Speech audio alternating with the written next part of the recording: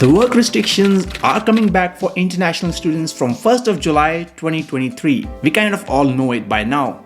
Not that we really like it, but we can't do much about it. But it's important to understand how these work restrictions will actually work and how to exactly calculate those hours in a fortnight or so. So in this video, we are going to explain you everything you need to know about these work hour restrictions for international students that are specifically coming from 1st of July 2023. So if you are an international student who is currently studying in Australia or planning to study here in Australia, this video is a must watch for you. And make sure to watch this video till the end, as I will explain you with an example on how to calculate your work hours in Australia. Without wasting much time, let's dive into the video.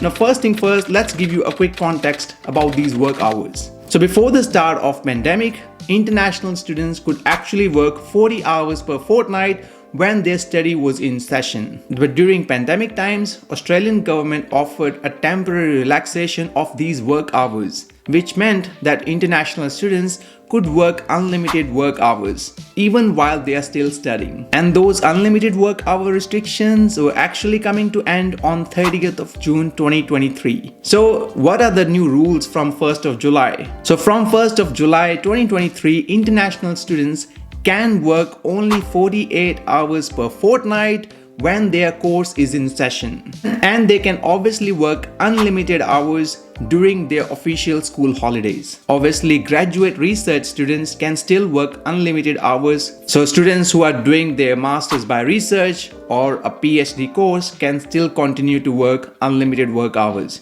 even after 1st of July 2023. And government recently made an announcement that students who were working in aged care sector on 9th of May 2023 can continue to work unlimited hours until 31st of December 2023. So students who are already working in the aged care sector by that date, they can continue working. So restrictions will apply to all the students regardless of when they started their course, except for graduate research students and students who were already working in aged care sector on the 9th of May 2023. So if you are a new student who is starting your degree after 1st of July, or anyone who is already in Australia but currently studying, they need to abide by these rules. It's very important to understand one important term here, which is course in session.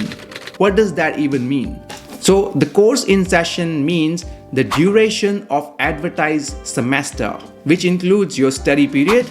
So let's say if you have a 12 weeks of study period, that is when your course is in session, and also including any examination period as well. Importantly, how to calculate your 48 hours per fortnight. So what does a fortnight means? Fortnight basically means 14 days, and these 14 days starts on Monday and ends on Sunday. So when you're calculating your 48 hours, you need to make sure that you count it from the Monday till Sunday. That's kind of an official week period for calculating these hours. Now we're gonna look at a very specific example from the University of Melbourne's website, which explain on how to calculate these 48 hours. So if you look at this example here given on the University of Melbourne's website, so in week 1, student have worked 10 hours. In week 2, student have worked 30 hours. In week 3, student is working 20 hours.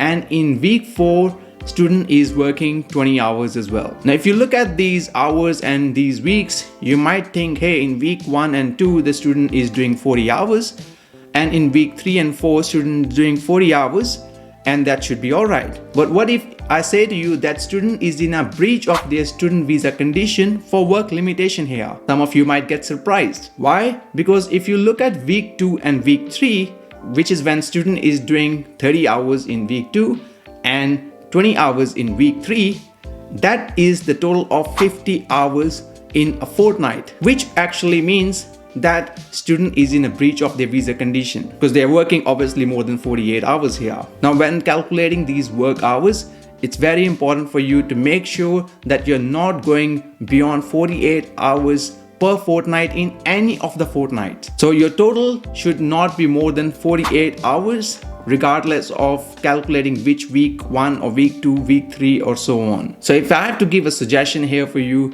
it might be better for you to actually do a similar amount of hours each week in order to make sure that you're not breaching your student visa conditions. Because if you have to work odd hours each week, it might be a little bit complicated to see how many hours you work in a previous fortnight, and you've got to keep a track of each and every single hour you're working. So my suggestion, to make it easier for yourself, just ask your employers to give you a specific or set amount of hours each week. As I said, it could be 24 hours per week itself. So hopefully this example explained you in regards to how to calculate your work hours after 1st of July 2023. We'll leave a link of that page from the University of Melbourne website in the description box below. If you want to read more about it, please feel free to do that. In the next part, we'll quickly talk about the dependents as well. So how many hours my dependent can work. Previously, international students' dependents will have to abide by the work restrictions as well, depending upon the type of visa or the course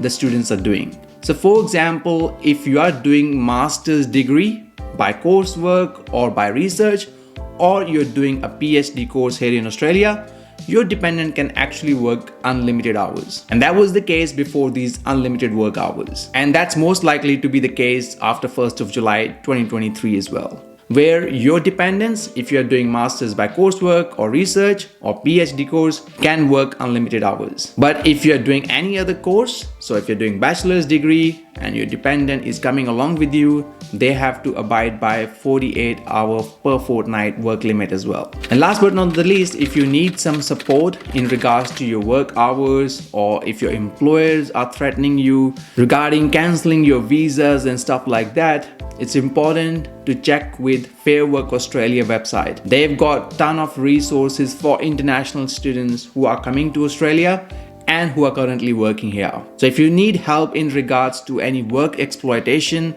it's very important to reach out to Fair Work Australia as soon as possible. We'll leave a link of their website in the description box below for you as well. So just to give a quick summary here, as we know, for most of the international students, work restrictions are coming from the 1st of July. And these work restrictions are 48 hours per fortnight. And we also explained you on how to calculate these work hours in this video so that you're not in breach of your student visa conditions.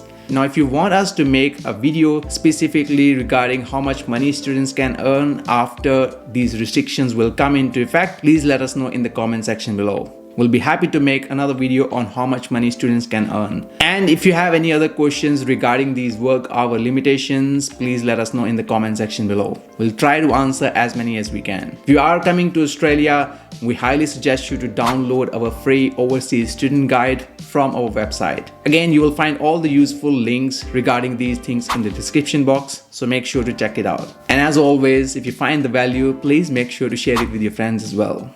And thank you for watching. See you in the next one.